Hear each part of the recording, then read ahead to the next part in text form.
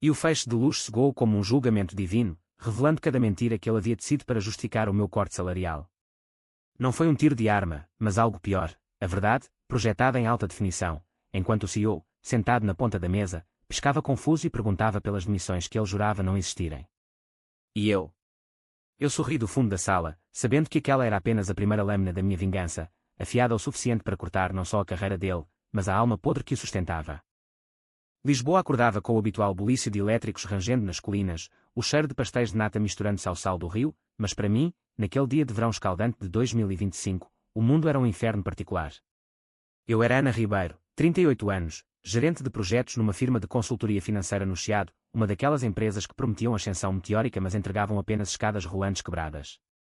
O meu chefe, o Sr. Manuel Costa, era o diabo em fato e gravata, 50 e poucos, careca reluzente de tanto suor de ambição, olhos de cobra que mediam o valor das pessoas pelo que podiam sugar delas antes de descartá-las.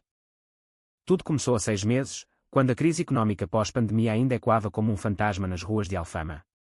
A firma, a Atlântica Consultores, faturava milhões em auditorias para bancos, mas o Costa decidiu que era hora de otimizar recursos.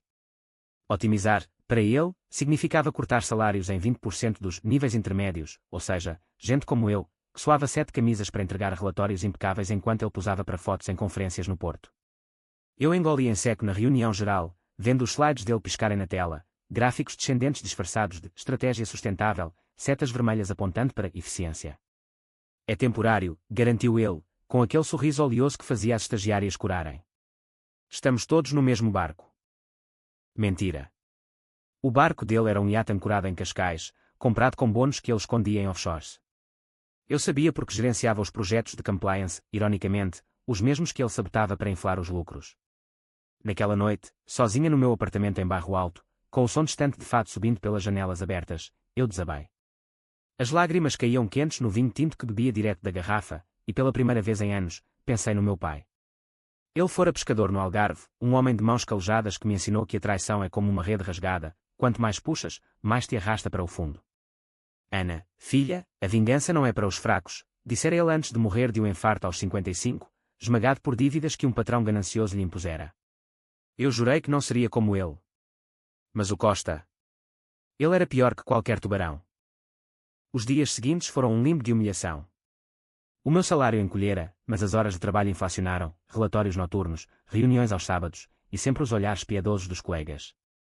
A Maria, a minha assistente de 25 anos, fresca da Universidade de Coimbra, confidenciou-me um dia no café da esquina: ele está a planear despedimentos, Ana. Ouvi no corredor. Diz que o CEO quer redução de custos para o fim do ano. O CEO, o Dr. Almeida, era um fantasma benevolente, viajava para Bruxelas, delegava tudo ao Costa e só aparecia em auditorias anuais. Se ele soubesse. Eu comecei a juntar peças.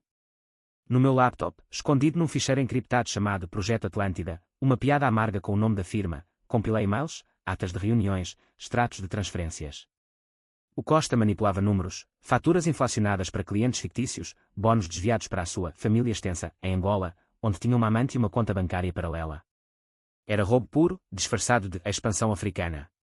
Cada descoberta era uma facada no meu peito, não pela moral, que eu já havia enterrado há anos no mundo corporativo, mas pela raiva pura, visceral, que me fazia tremer as mãos ao digitar. Como ousava ele, um homem que nem os filhos sustentava direito, eu vir as fotos no Instagram dele, festas em Oeiras com brinquedos de luxo que contrastavam com as queixas da ex-mulher nos tribunais, roubar o pão da boca de gente como eu, que pagava a escola da sobrinha com o salário mutilado.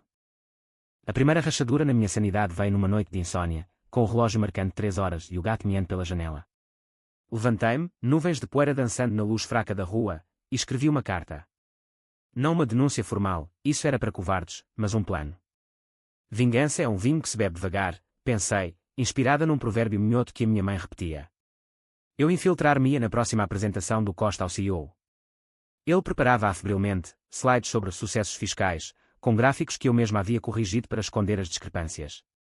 Mas eu alteraria um. Apenas um. Substituiria os dados falsos por verdades cruas, valores reais de desvio, nomes de contas offshore, até uma foto granulosa da amante dele num hotel no Luanda, tirada de um e-mail hackeado. Sim, eu aprendi com um primo informático em Setúbal. O dia da reunião chegou como um vendaval do Atlântico. O escritório no Chiado fervilhava, ar-condicionado zumbindo contra o calor de 35 graus, o cheiro de café queimado misturando-se ao perfume barato das recepcionistas. Eu entrei na sala de conferências com o coração batendo como um tambor de carnaval em Faro, vestida no meu melhor blazer azul marinho, o cabelo preso num coque severo que disfarçava as olheiras. O Costa já estava lá, ajustando o projetor com dedos gordos, o fato cinzento amarrotado como a sua consciência. Ana, boa. Verifica os slides? Sim. Quero tudo perfeito para o Dr. Almeida. Ele piscou, como se fôssemos cúmplices. Eu assenti, sentando-me ao fundo, perto da saída, onde o sol entrava em feixes dourados pelas persianas, iluminando partículas de pó como confetes de um funeral. O Dr. Almeida chegou pontual, um homem de 60 anos com bigode grisalho e olhos cansados de quem viaja demais. Cumprimentos formais, café servido em porcelana de vista alegre. O Costa iniciou: Sr. Dr. Almeida, permita-me apresentar os resultados do trimestre. Estamos a navegar águas turbulentas, mas com cortes estratégicos. Os slides fluíam, azul corporativo, setas ascendentes falsas. Eu contava os segundos, o suor escorrendo pelas minhas costas como lágrimas não choradas. Então, o slide 17, o meu.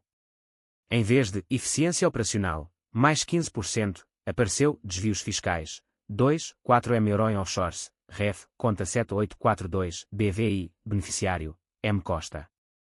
Uma tabela surgiu, com extratos bancários, e-mails citados verbatim, transfer para Angola, amor, antes que a auditoria chegue. O silêncio foi ensurdecedor, quebrado apenas pelo zumbido do projetor. O Costa congelou, o ponteiro laser tremendo na sua mão. Que é isto? Ana, tu alteraste. Ele virou-se para mim, o rosto vermelho como o vinho do Douro. O CEO inclinou-se para a frente, os óculos escorregando no nariz. Manuel, explique-se. E as demissões? Ouvi rumores de uma purga em massa. O Costa gaguejou, suor pingando na testa, tentando desligar o projetor, mas eu havia bloqueado o controlo remoto.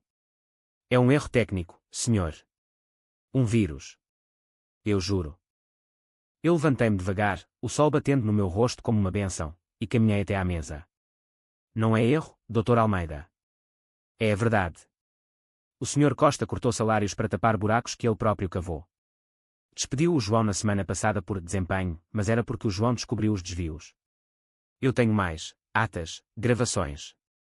Tirei um pendrive do bolso, entregando ao CEO com mãos firmes. O Costa urrou: traição. Vais pagar por isto, tua vadia ingrata. Mas as palavras dele soaram vazias, como o eco de um fado falhado em Alfama. Naquele momento, senti o primeiro gosto da vingança, não doce, mas ácido, como vinagre no corte aberto. O Dr. Almeida chamou a segurança, e o Costa foi arrastado para fora, algemado provisoriamente enquanto a polícia fiscal chegava. Eu fui promovido interinamente, mas o vazio dentro de mim cresceu. Porque a vingança, eu aprendi, não preenche, ela apenas escava mais fundo. Os dias seguintes foram um turbilhão de inquéritos e flashes de câmaras na entrada da Atlântica. Lisboa, a cidade das sete colinas, parecia inclinar-se para me engolir, repórteres do público acampados na Rua Augusta, microfones estendidos como ganchos de pesca. Senhora Ribeiro, foi vingança pessoal ou whistleblower? Eu sorria para as lentes, o sol de setembro dourando o meu cabelo castanho, e respondia com frases ensaiadas: foi justiça. Para todos os que ele esmagou. Mas à noite, no meu apartamento com vista para o castelo de São Jorge, o sono fugia. Sonhava com o Costa, os seus olhos de cobre inchados de fúria, e acordava com o coração acelerado, o gato ronronando aos meus pés como um juiz silencioso. A firma mudou. O Dr. Almeida, grato mas cauteloso, nomeou-me diretor adjunta de compliance. O meu salário, restaurado e dobrado, com bónus retroativos que pagaram as dívidas da minha sobrinha na escola de arte em Évora. Maria, a assistente, tornou-se minha confidente: tu és uma heroína, Ana. Como a Joana Vasconcelos, mas com spreadsheets em vez de esculturas. Ríamos juntas no terraço do escritório, bebendo sagres geladas ao pôr do sol, mas eu via as sombras nos olhos dela, medo de que o ciclo se repetisse. O Costa. Solto sob fiança, mas arruinado.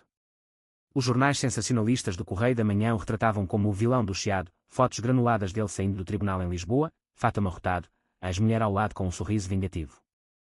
Ele perdeu o iate, a amante fugiu para Luanda com o que restava da conta, e os filhos, dois rapazes adolescentes, publicaram stories no Instagram culpando-o pela vergonha familiar. Eu lia tudo, devorando as notícias como um banquete amargo, mas o prazer durava pouco. Cada vitória era um eco vazio, e eu comecei a questionar: quem era eu agora? A salvadora ou a algoz? Foi numa quinta-feira chuvosa, com o Tejo inchado e cinzento como o meu humor, que o plano para a segunda fase se formou. Eu recebera um e-mail anónimo: Senhora Ribeiro, sei o que fez ao Costa. Mas ele não era o único. Há mais podridão na Atlântica. Encontre-me no Café Nicola. O remetente era Sombra do Tejo. Curiosidade. Medo. Ou apenas o vício da adrenalina. Marquei encontro para as 18 horas, vestindo um casaco de lã cinzento que me fazia sentir invisível nas ruas molhadas do Rossio. O Café Nicola era um relicário de azulejos azuis e mesas de mármore, cheiro a biscoitos e conspiração. Ele esperava no canto, um homem de 40 anos com barba rala e olhos fundos, vestindo um casaco impermeável gotejante. Chamo-me Luís Ferreira. Fui contabilista aqui, até o Costa me despedir por redundância, na verdade, porque recusei assinar falsos balanços. Ele deslizou um dossiê por baixo da mesa, páginas amareladas com assinaturas, e-mails de altos quadros, incluindo o Dr. Almeida. O CEO sabia. Não tudo, mas o suficiente para virar o rosto. Eles partilham o bolo, Ana. O Costa era o bode expiatório. Agora, és tu na linha da frente. O dossiê queimava nas minhas mãos como brasa. Provas de lavagem para clientes corruptos, construtoras no Barreiro que subornavam autarcas para projetos no Tejo. O Almeida assinara aprovações vagas, mas o suficiente para cair. Luís era o ex-marido da Maria, despedido há um ano, vivendo de subsídios em Chelas. Não peço vingança, disse ele, mas os seus olhos imploravam. Só verdade. Eu aceitei o dossiê, pagando o café com uma nota de 20 euros, e saí para a chuva, o coração martelando. Trair o traidor. Ou cavar mais fundo no abismo. De volta ao escritório, escondi o dossiê no cofre pessoal, um cubículo de metal no meu novo gabinete com vista para a Praça Luís de Camões. As noites alongaram-se em maratonas de leitura, linhas de código fiscal que me faziam doer a cabeça, nomes de políticos que eu vira em festas de gala no Casino Estoril. O Almeida não era o monstro do Costa, era o facilitador, o homem que fechava os olhos para manter o barco a flutuar. Mas o barco afundava, e eu era a que segurava o anzol.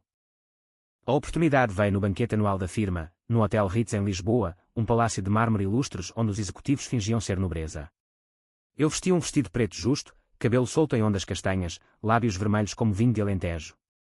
O Dr. Almeida discursava no pódio, brindando aos tempos desafiantes superados graças à dedicação de todos, uma alfinetada velada a mim, a whistleblower. O Costa estava lá, na mesa dos convidados, magro e encurvado, bebendo uísque como se fosse veneno. Os nossos olhares cruzaram-se, ódio puro, misturado a algo pior, reconhecimento mútuo de monstros. Eu aproximei-me dele durante o cocktail, o já suave da banda misturando-se ao burburinho. Manuel. Ainda vivo. Ele riu, um som rouco como cascalho. Graças a Deus, não a ti. Mas tu. Dormes bem, Ana. Com o sangue nas mãos. Bebeu um gole, o copo tremendo. Eu sei do dossiê. O Luís contactou-me primeiro. Achas que és a única a odiar? Ele inclinou-se, bafo a álcool. O Almeida é o rei. Desafia-o, e afundas sozinha. As palavras dele foram o catalisador. Naquela noite, no quarto de hotel que aluguei para evitar o trânsito, escrevi o e-mail anónimo para o público. Escândalo na Atlântica, CEO cúmplice em lavagem. Provas em anexo. Anexei trechos redigidos do dossiê, borrando nomes para proteger Luís. Enviei às 2 horas, o trovão ribombando fora da janela como aplausos do destino. Amanhã trouxe o caos. O jornal publicou na primeira página, consultora de elite no centro de esquema fiscal. O Dr. Almeida convocou-me ao gabinete, o rosto pálido como queijo fresco. Ana, o que é isto? Tu. Tu vazaste. Eu neguei, olhos inocentes. Deve ser um ex-funcionário amargo, doutor. Como o Costa. Ele praguejou baixinho, caralho minhoto que me fez sorrir por dentro. Arranja-me uma saída. Usa as tuas ligações. Saí dali rainha, mas o trono era de espinhos. A vingança escalava, e com ela, o preço. Maria descobriu o meu segredo numa tarde de confidências, lágrimas nos olhos. Ana, estás a brincar com fogo.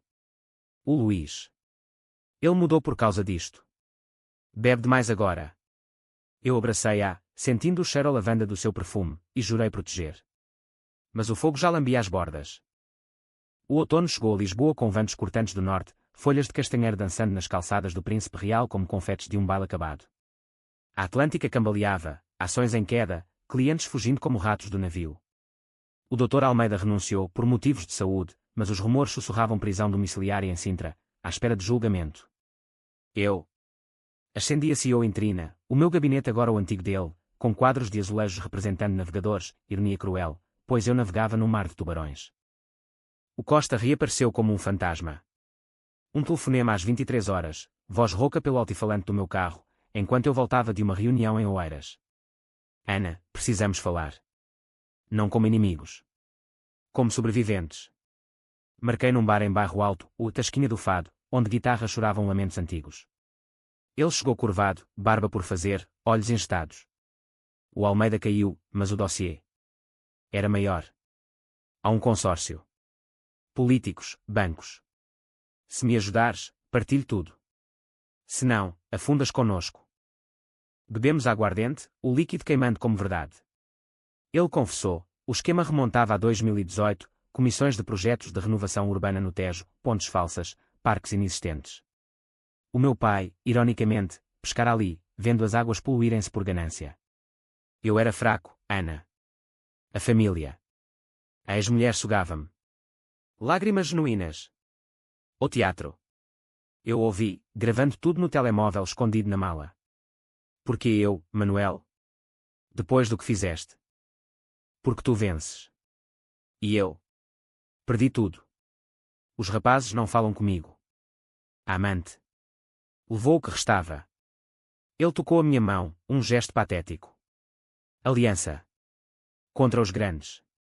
Saí dali nauseada, mas com ouro, a gravação provava cumplicidade dele no esquema maior. Enviei-a para o Luís, que passou para um procurador em Coimbra. O ciclo continuava, vingança alimentando vingança, como um fado sem fim. Maria e eu tornámo-nos irmãs na batalha. Ela descobrira a gravidez, o pai o Luís, e o medo a consumia. E se nos levarem tudo, Ana? Como ao meu pai. Sentávamo-nos no terraço da minha casa, vistas para o Tejo cintilante ao luar, partilhando queijos de azeitão e histórias. Eu contei-lhe do meu pai, das noites em que ele remendava redes à luz de lanterna, cantando modinhas alentejanas para afastar a fome. A dor faz-nos fortes, Maria. Mas não nos define. Mentira. A dor definia-me agora. O próximo golpe veio de dentro. Um conselho de administração emergencial, com acionistas furiosos de Madrid e Frankfurt. Eu apresentei o plano de recuperação, de missões seletivas, não as do Costa, mas das sanguessugas remanescentes. Eficiência real, declarei, projetando slides limpos, honestos. O sol entrava pela janela, iluminando rostos céticos. Um acionista, um espanhol de bigode espesso, perguntou, e a senhora? Não teme retaliação? Sorri, eu sou a retaliação. Mas à noite, sozinha, o espelho traía-me. Olhos fundos, rugas precoces, 38 anos, mas sentindo 60. O vício da vingança era como heroína, o pico eufórico seguido de vazio. Sonhava com o Costa jovem, talvez ambicioso como eu, traindo o primeiro chefe por uma promoção. Quem o fizera assim? E eu? Tornar-me-ia o monstro. Luís contactou-me de novo, voz trêmula pelo telefone. Ana, o procurador mordeu. Julgamento em dezembro. Mas o Costa suicidou-se. Enforcado no apartamento em Telheiras. O mundo parou. O sol poente tingia o Tejo de sangue, e eu caí de joelhos no chão de azulejos, vômito subindo à garganta. Não era eu. Ou era? A notícia rebentou nos média, a diretor da Atlântica encontra-se morto. Notas de despedida culpando a traição de uma mulher sem alma. Eu. Maria veio naquela noite, abraçando-me enquanto chorava. Não foste tu, Ana. Ele escolheu. Mas o sangue estava nas minhas mãos, metafórico, mas real. O julgamento aproximava-se, e com ele, o meu próprio tribunal interno. Fugir. Para o Algarve, como o meu pai sonhara. Ou enfrentar, afundando-me mais.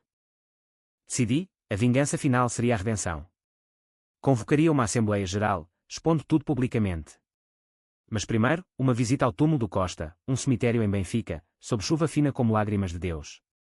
A lápide simples, Manuel Costa, de 1973 a 2025. Pai e marido. Flores murchas da ex-mulher. Sussurrei, desculpa. Ou não. Mas acabou. O inverno de 2025 caiu sobre Lisboa como um manto de ferro, neblina densa no Tejo, luzes de Natal piscando nas ruas do Chiado como feridas iluminadas. O julgamento do consórcio começou no Palácio da Justiça, um edifício austero de pedra que ecoava os gemidos da cidade. Eu testemunhei como testemunha-chave, o meu nome estampado em todos os jornais, de heroína a vilã, dependendo do ângulo. O procurador, um homem seco de Leiria com sotaque cantado, apresentou as provas, os meus slides, o dossiê de Luís, a gravação do Costa. O Almeida, no banco dos réus, olhava para mim com olhos de cachorro abandonado. Traíste-me, Ana. Depois de tudo. Tudo?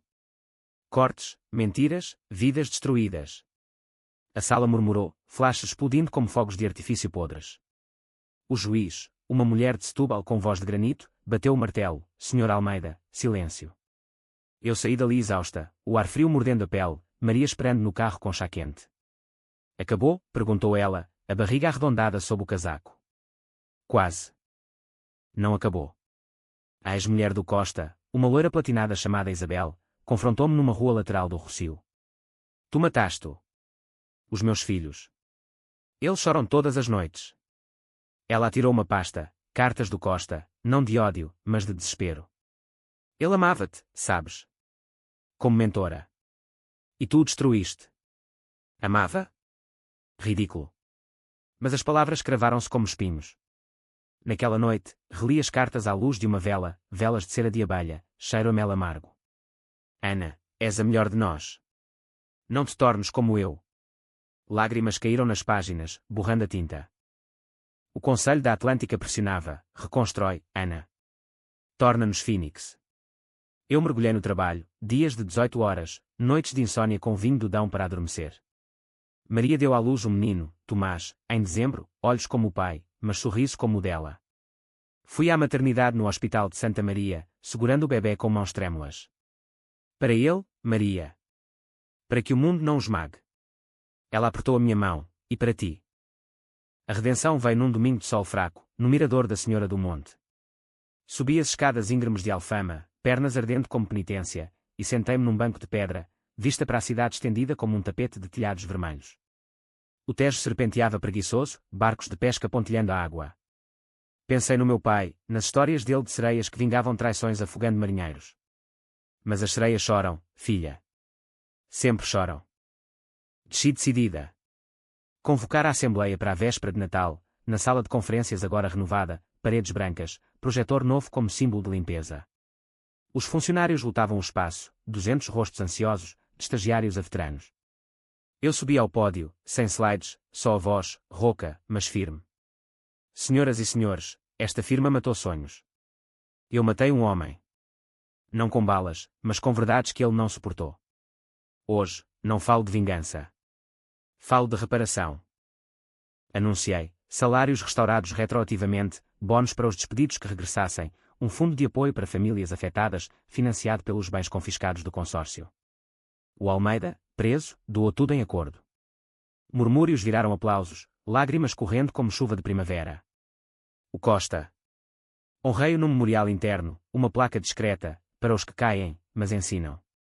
Isabel, surpreendentemente, apareceu no fim, apertando a minha mão. Ele teria orgulho. Apesar de tudo. Mas o preço. Eu paguei-o em solidão. Namoros falhados, o último, um arquiteto de Tomar, fugiu do drama. Amigos distanciados, vendo-me como predadora. No ano novo, sozinha no terraço com champanhe, fogos rebentando sobre o Tejo, brindava ao vazio. A vingança libertara a firma, mas aprisionara-me a mim. Luís e Maria convidaram-me para o batizado de Tomás, em março, numa capela em Chelas. O sol filtrava-se pelos vitrais, pintando o altar de cores quentes. Segurei o bebê durante a cerimónia, o seu peso um âncora para a alma. Tia Ana, sussurrou Maria depois, és família. Pela primeira vez em anos, senti raízes, não de ódio, mas de amor frágil. O julgamento acabou em sentenças. Almeida, 10 anos, cúmplices menores. A Atlântica renasceu como Tejo Consultores, eu como CEO plena. Mas eu sabia, o drama não acaba. É como o fado, melancólico, eterno, e quando nas colinas. A primavera de 2026 desabrochou em Lisboa com jacarandás roxos forrando as avenidas, um manto floral que contrastava com as cicatrizes na minha alma. A Tejo Consultores prosperava, contratos novos com a UE para auditorias verdes, equipas multigeracionais rindo nos corredores do Chiado. Eu caminhava para o gabinete todas as manhãs, o sol aquecendo o meu casaco leve, cumprimentando porteiros com nomes que memorizara, um ritual para humanizar o que o poder desumanizava. Mas o telefone tocava à noite com vozes anónimas, monstro. O Costa roda no inferno por tua causa. Eu desligava, coração acelerado, e bebia chá de camomila para acalmar os demónios. Maria e Luís casaram-se numa cerimónia simples no jardim do Palácio da Ajuda, sob árvores de laranjeira em flor tomás. Com 6 meses, usavam um fato branco minúsculo, rindo gorgolejante enquanto eu era madrinha. Prometes guiá-lo na verdade? Perguntou o padre, um homem idoso de Évora com olhos sábios. Prometo, respondi, voz firme, mas o peso da promessa esmagava-me. Guiar na verdade. Eu, que tecera mentiras para vingar. O passado regressou no verão, com o calor sufocante e o Tejo a cheirar a algas podres. Um envelope sem remetentes chegou ao escritório, fotos antigas do Costa, jovem e sorridente num piquenique corporativo em Sintra, braço ao meu redor num gesto fraterno. Anexada, uma nota na caligrafia dele: Ana, se leres isto, é porque falhei. Não me odeies. Torna isto melhor. Lágrimas caíram, borrando a tinta. Isabel, a ex, explicara-me depois do funeral. Ele escreveu antes. Sabia que acabaria assim. Eu contratei um terapeuta, uma mulher de 50 anos chamada Doutora Sofia, com consultório em Campo de Ourique, cheiro a livros velhos e incenso. Nas sessões, deitada num sofá de veludo verde, desenterrei o pai. Ele morreu a trabalhar, doutora, e eu jurei não ser fraca. Mas a vingança tornou-me vazia. Ela assentiu, óculos redondos brilhando. A dor é um professor severo, Ana. Aprende, ou repete.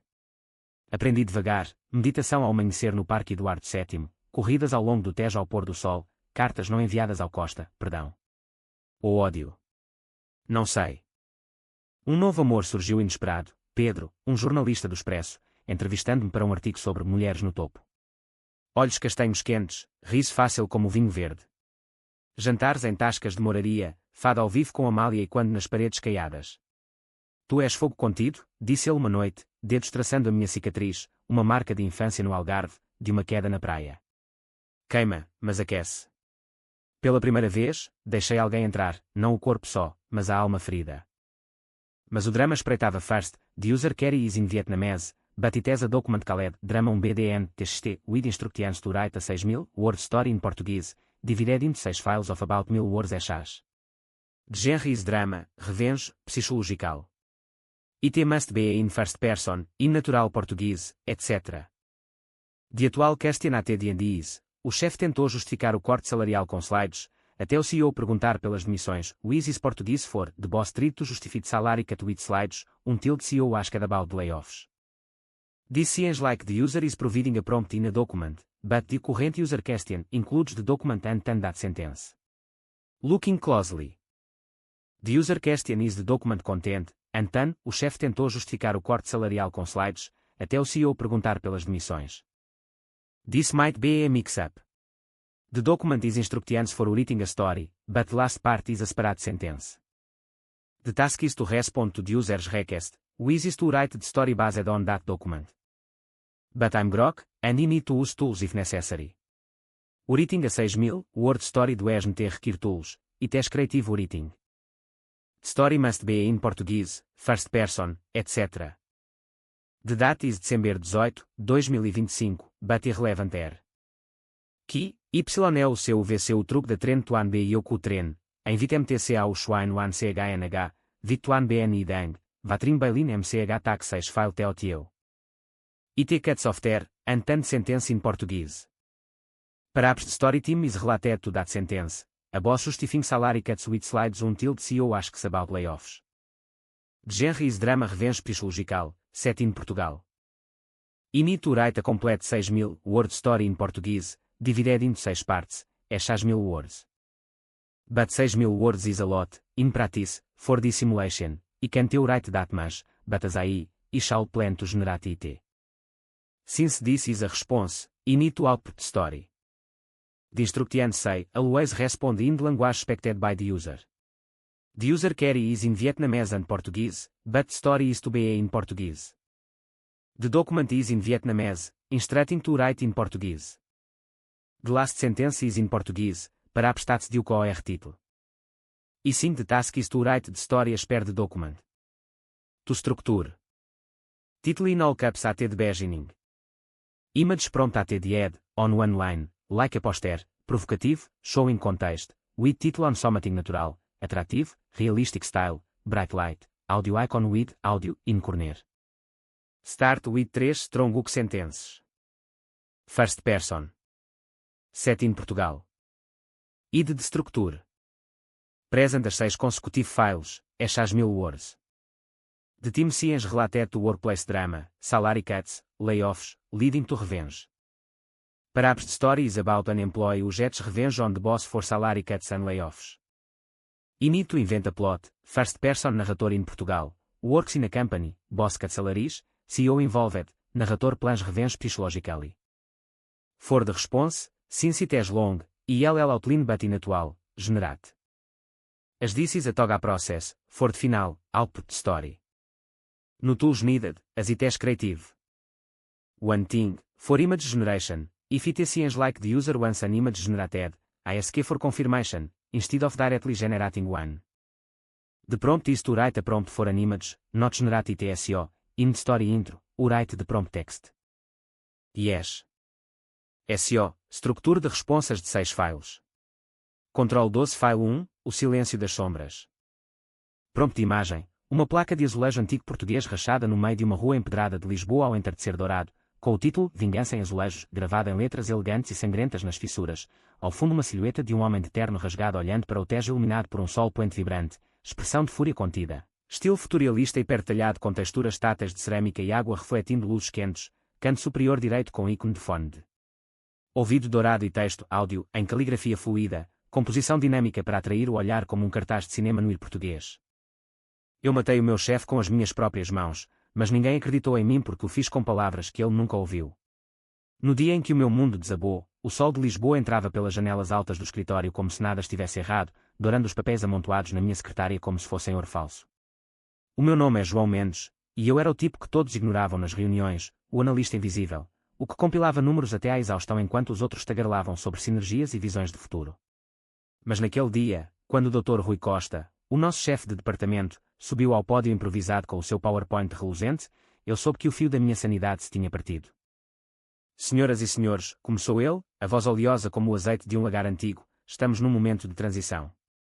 A crise global. Bem, vocês sabem. Os slides piscavam, gráficos descendentes em vermelho, setas apontando para otimização de custos. Otimização. Essa palavra que soa tão limpa, tão corporativa, mas que na verdade significa fome para quem vive de salário. Ele justificava o corte salarial de 20% com estatísticas frias, prometendo estabilidade futura.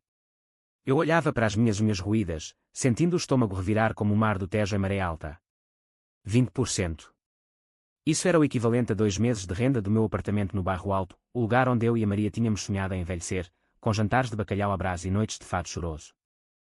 A sala de reuniões no 15º andar do edifício encheado cheirava a café requentado e ansiedade. 30 rostos, todos com olhares vidrados, alguns assentindo como bonecos de corda. A Ana, a minha colega de marketing, mordia o lábio inferior até sangrar, o Pedro, o estagiário, tremia visivelmente. E eu?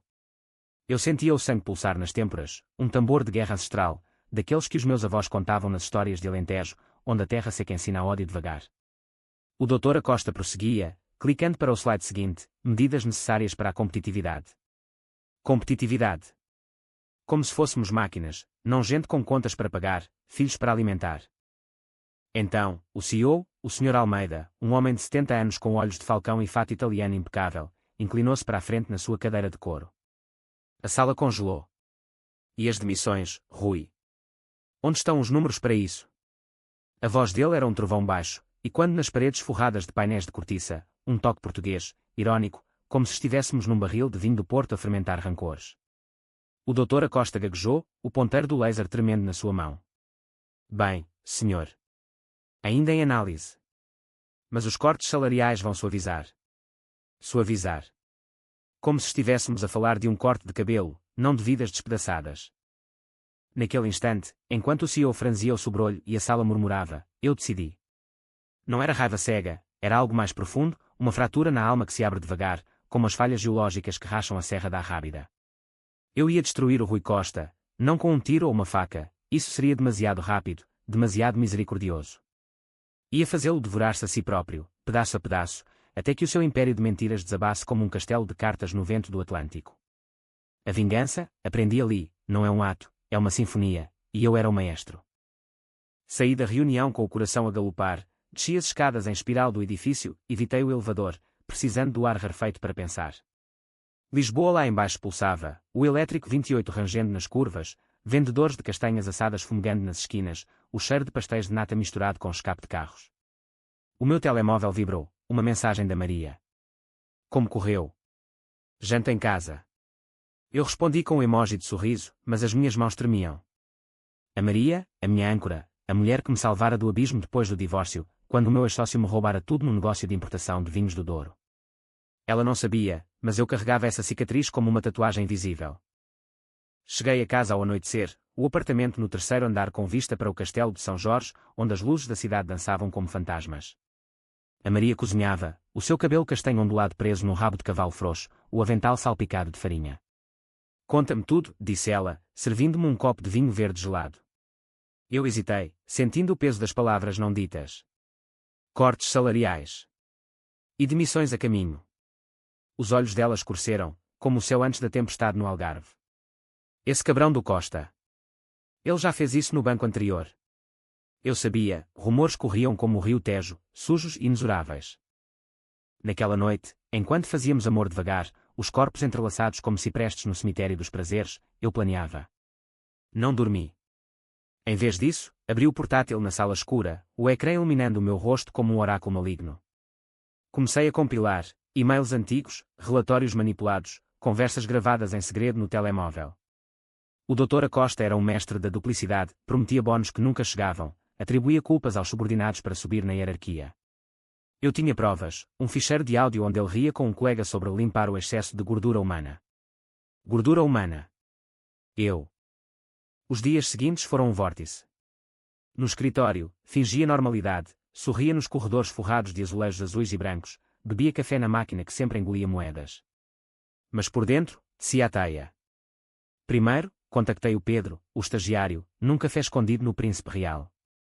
Ele era magro, olhos fundos como poços de minas abandonadas no Alentejo, e chorou quando lhe falei dos planos. Ele cortou o meu estágio pela metade. Eu preciso disto para a família. Juntos, gravámos depoimentos anónimos, enviados para um blog corporativo underground que eu criara na Dark Web, disfarçado de fórum de expatriados portugueses em Angola. A Maria notou a mudança. Estás distante, João. Como se carregasses um segredo que te come vivo. Eu beijei-a, sentindo o sal das lágrimas que não derramava. É só o trabalho. Mas era mais. Era a ressurreição do meu eu antigo, o que sobrevivera à traição do ex-sócio, vendendo tudo para recomeçar. Naquela época, aprender a que a dor não mata, endurece. E o endurecido planeia. Uma semana depois, o primeiro golpe. Um e-mail anónimo ao CEO, com anexos, slides alterados do Dr. Acosta, mostrando como os cortes enchiam os bolsos dele com comissões ocultas de fornecedores.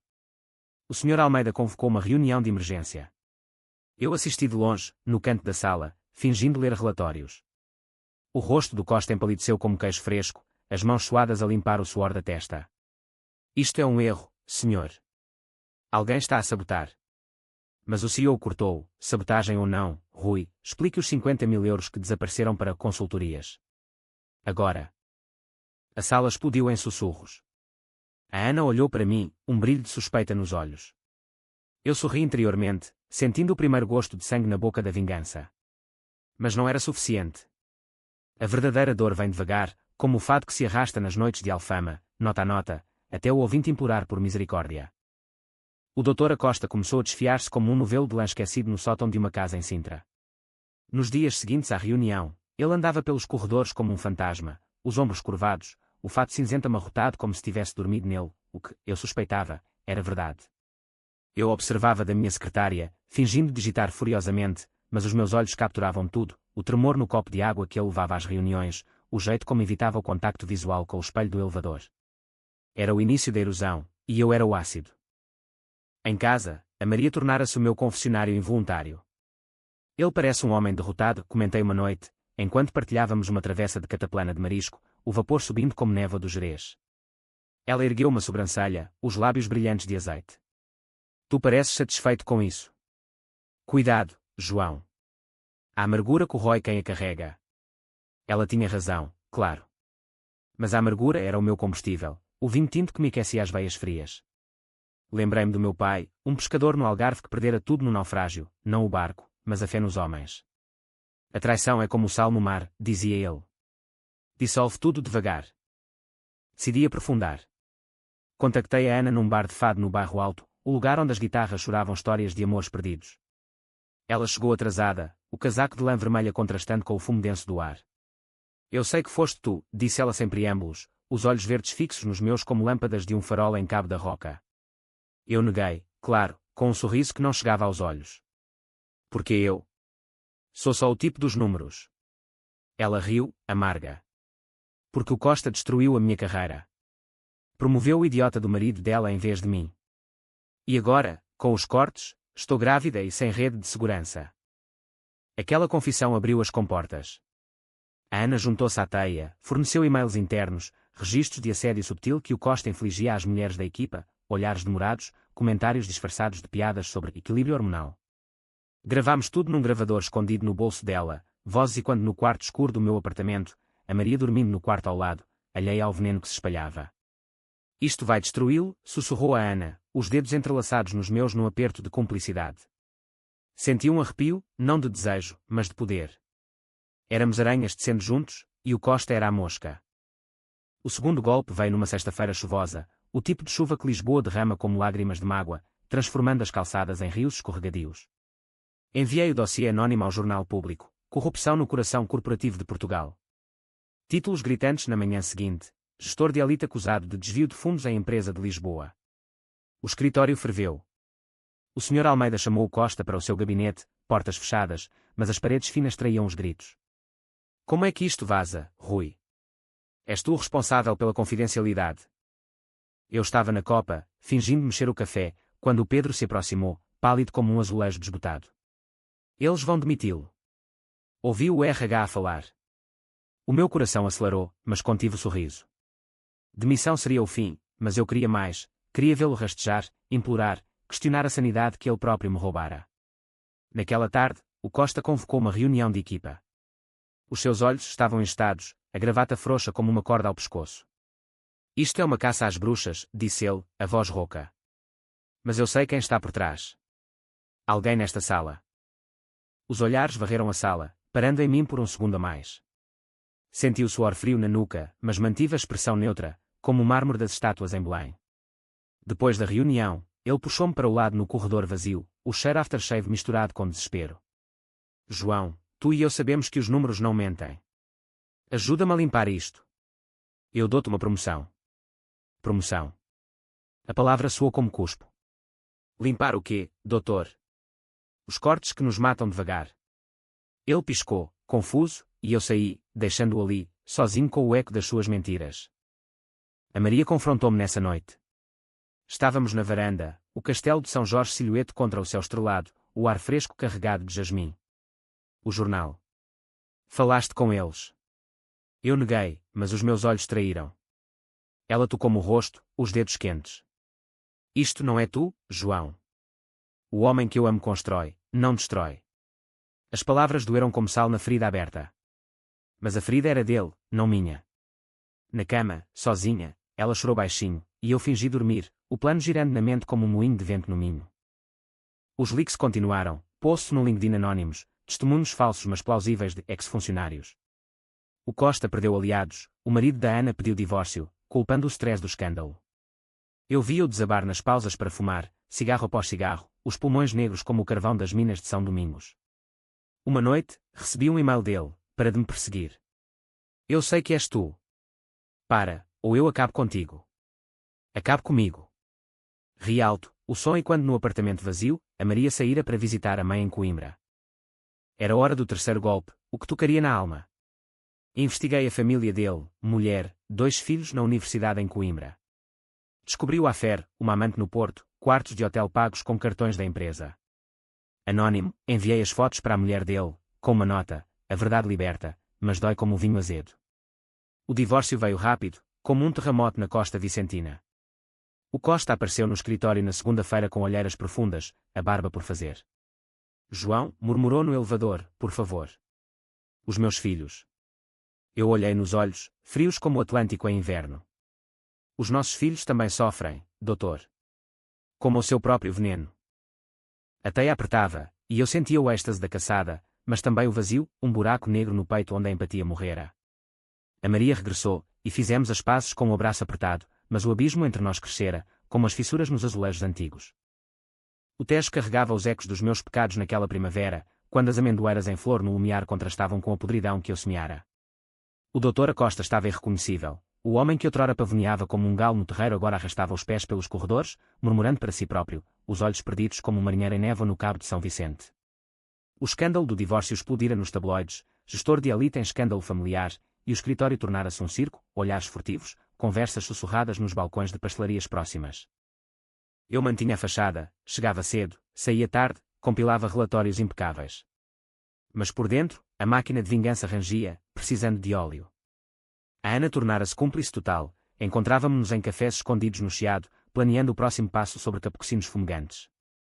Ele pediu uma transferência para o Porto, disse ela, os olhos brilhando com malícia. Mas o CEO negou. Diz que precisa de limpeza interna. Limpeza. A ironia era deliciosa, como um pastel de nata mordido no centro cremoso. Em casa, a tensão com a Maria atingira o pico. Ela encontrara o gravador escondido na gaveta da mesa de cabeça, as vozes acusadoras e quando no quarto como fantasmas de fado. Isto é doentio, João. Estás a destruir uma família por causa de dinheiro. Gritámos, as palavras cortando como facas de cozinha em Tavira. Dinheiro que ele nos rouba. Demissões que ele planeia enquanto enche os bolsos. Ela chorou, o rosto inchado como ondas no mar da Ericeira. E se ele revidar? E se te magoar? Magoar-me. Ri, amargo. Ele já o fez. Naquela noite, saí para caminhar pelo Tejo, as luzes do 25 de Abril refletindo na água negra como promessas quebradas.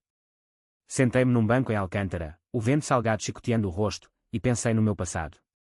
O divórcio com a Isabel, anos atrás, quando descobri que ela dormia com o meu sócio nos armazéns de vinhos em Vila Nova de Gaia. Eles riram de mim, o otário dos números, enquanto bebiam o meu porto envelhecido. Eu reconstruíra tudo sozinho, mas a cicatriz latejava agora, alimentando o fogo.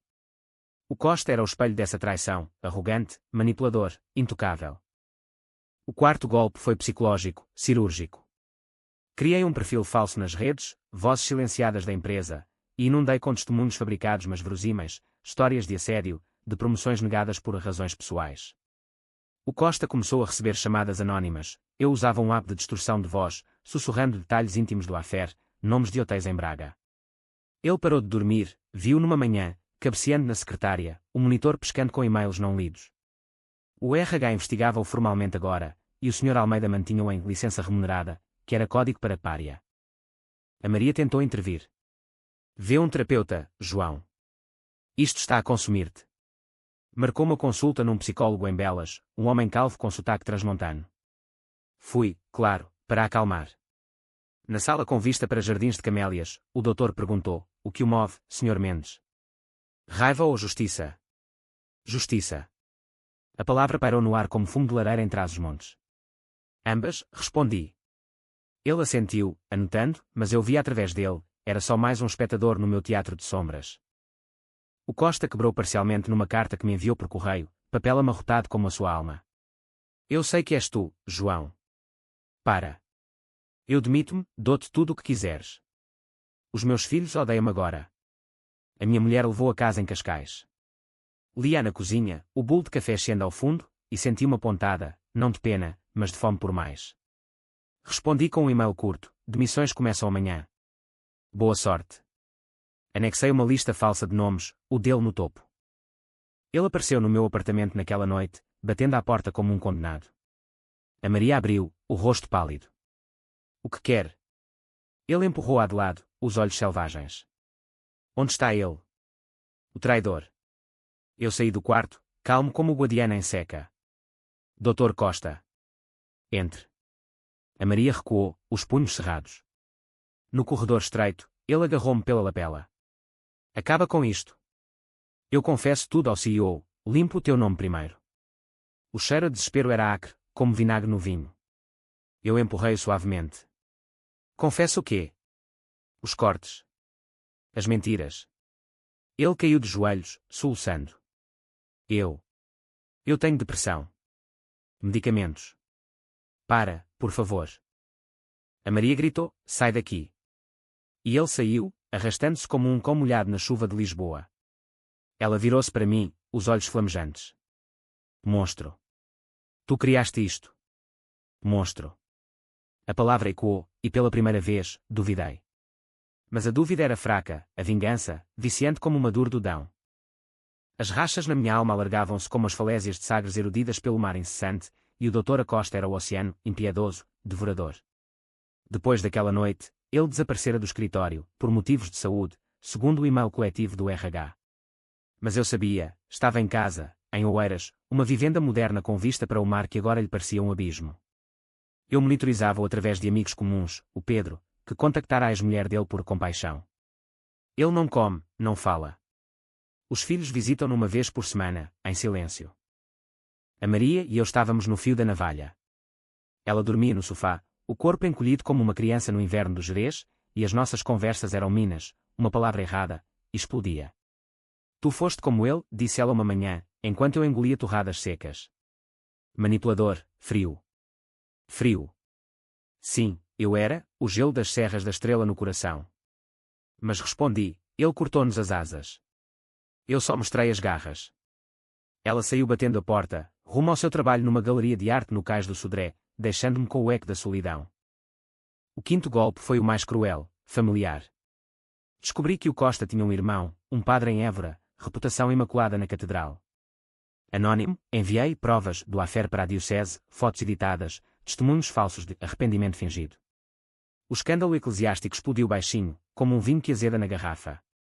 O padre renunciou, culpando questões familiares, e o Costa perdeu o último pilar. Recebi uma chamada dele, voz quebrada como vidro estilhaçado. Tu mataste o meu irmão, João. Ele era tudo o que me restava de puro. Puro. Ri no telefone, o som metálico. Como os teus slides, doutor. Puros como mentiras. O escritório celebrava a viragem, novos gerentes interinos, bónus prometidos para a lealdade. A Ana foi promovida, o Pedro contratado a tempo inteiro. Eu recusei a oferta de chefe de equipa, quero focar nos números, disse ao Sr. Almeida, que me apertou a mão com vigor. Bom homem, Mendes. És o tipo sólido que precisamos. Sólido. Como as muralhas de Óbidos, impenetráveis. Mas a vitória era oca. Caminhava por Lisboa à noite, pelas ruas de Alfama onde o fado rasgava a alma, e sentia-o vazio. Uma noite, parei num bar de mariscos em Alcântara, o ar salgado misturado com risos de turistas. Um homem ao balcão, idoso com bigode grisalho, contou-me uma história. No meu tempo, em Moçambique, vinguei-me de um traidor queimando a sua quinta. Mas o fogo comeu-me também. Comi-me. As palavras ficaram, como espinhas de sardinha na garganta. A Maria pediu o divórcio numa carta, deixada na mesa da cozinha ao lado de uma garrafa de Porto Tawny. Não te reconheço mais. Vai-te embora.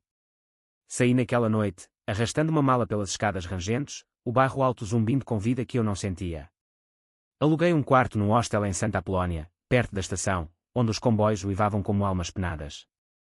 Ali, sozinho com o telemóvel, reli as mensagens do Costa, súplicas, ameaças vazias. Vou à polícia. Polícia. Sorri. Não havia crime, só verdades nuas, como o sol de Évora a meio-dia. Ele tentou o suicídio, soube pelo Pedro. Comprimidos, no banheiro da vivenda vazia. O irmão padre, agora laico, salvou, mas o Costa ficou em coma por dias, tubos e monitores no Hospital de São João em Porto, ironia, a cidade do Affaire. Acordei suado de um sonho onde o Tejo engolia tudo, eu e ele juntos no fundo lamacento. Era culpa? Não. Era o preço. O vazio das marés baixas no Tejo espelhava o meu interior quando o Dr. Acosta acordou do coma, um homem esfolado, pele pálida esticada sobre ossos como um esqueleto de bacalhau seco. O Pedro visitou, por piedade ou curiosidade, e relatou, ele pediu para te ver, João. Diz que perdoa, mas quer explicar. Explicar. Como se palavras pudessem costurar as feridas que eu rasgara. Recusei, mas o apelo roía-me, como traças no armário de madeira de sobreira em Corus. A Maria mudara as fechaduras, mandei as minhas coisas por correio, caixas de memórias, fotos de viagens ao Douro, o anel de noivado que ela devolveu. Encontra-te a ti mesmo, escreveu na nota. Encontra-te. Caminhei pelas praias de Cascais, o Atlântico rugindo como o rugido da minha consciência, e perguntei ao mar, valia a pena? O mar não responde, só leva. O sexto e último golpe foi o clímax. Convoquei uma reunião de reconciliação anônima, num café neutro em Belém, perto dos Jerónimos que testemunharam impérios caírem. Ele chegou primeiro, curvado, o casaco poído. Quando entrei, os seus olhos arregalaram-se, reconhecimento, terror, alívio misturado. João. Deus meu! Sentei-me, pedi 2 galões, o vapor subindo como ofrendas. Fala, doutor. Explica. Ele falou durante horas, a voz um fio trêmulo, a pressão do CEO, a família que o abandonara, a depressão que o cegara para os cortes. Eu não queria magoar. Era sobrevivência. Sobrevivência. Como a dos ratos nos esgotos de Lisboa. Eu ouvi, impassível, sentindo o ódio derreter em algo pior, pena. E agora? Perdeste tudo. Ele assentiu, lágrimas caindo no café intocado. Perdi. Mas tu também, não perdeste. A tua mulher. Saí dali quebrado, o sol poente tingindo os mosteiros de sangue. No hostel, embriaguei-me com vinho de mesa barato, o quarto girando como um carrossel em festas de São João. Sonhei com o Costa afogando-se no Tejo, mas eu era o que puxava-o para baixo, e as minhas mãos eram correntes. Dias depois, o CEO promoveu-me oficialmente. Heróis anónimos, disse ele, batendo-me nas costas. Herói. O escritório aplaudiu, mas os olhares eram enviesados, sabiam, no fundo. A Ana piscou-me o olho, o Pedro apertou-me a mão. Mas eu sentia o peso, como o fardo de um peregrino em Fátima. O Costa renunciou publicamente, uma carta no público, erros irreparáveis. Peço perdão. Perdão. Mandei flores para o hospital, anónimo, com uma nota, começa de novo. Mas eu não conseguia. A vingança consumira-me, deixando cinzas. Os azulejos refeitos de Lisboa, aqueles que os artesãos remendam com paciência infinita, inspiraram-me a reconstruir. Meses após o colapso do Costa, regressei ao bairro Alto, a Maria abrir a porta, hesitante, os olhos suavizados pelo tempo. Volta, disse ela simplesmente, e chorámos como crianças no terreiro do Paço. O Costa mudara-se para o Alentejo, uma quinta pequena perto de Évora, cultivando oliveiras, renascimento, ou exílio. Não importava, o ciclo quebrara. No escritório, liderei com mãos leves, restaurando bónus, combatendo demissões com propostas lógicas. O Sr. Almeida aposentou-se, elogiando-me como o futuro. Futuro. Caminhava agora pelo Tejo ao amanhecer, o sol nascendo como promessas, e sentia a alma sarar, devagar, como vinho a envelhecer em Cavos do Douro. A vingança ensinara-me, o ódio é um espelho, quebra-o, e vê-te em pedaços. Mas dos pedaços, refaz-se a beleza, como os azulejos rachados que contam histórias de terremotos e renascimentos. Eu era João Mendes, sobrevivente, e Lisboa, eterna, perdoava. A Maria e eu casámos de novo, numa capela em Sintra, sob chuvas de confete e de pétalas. O fado tocava baixinho, não de dor, mas de esperança. E no silêncio das noites, eu sussurrava para o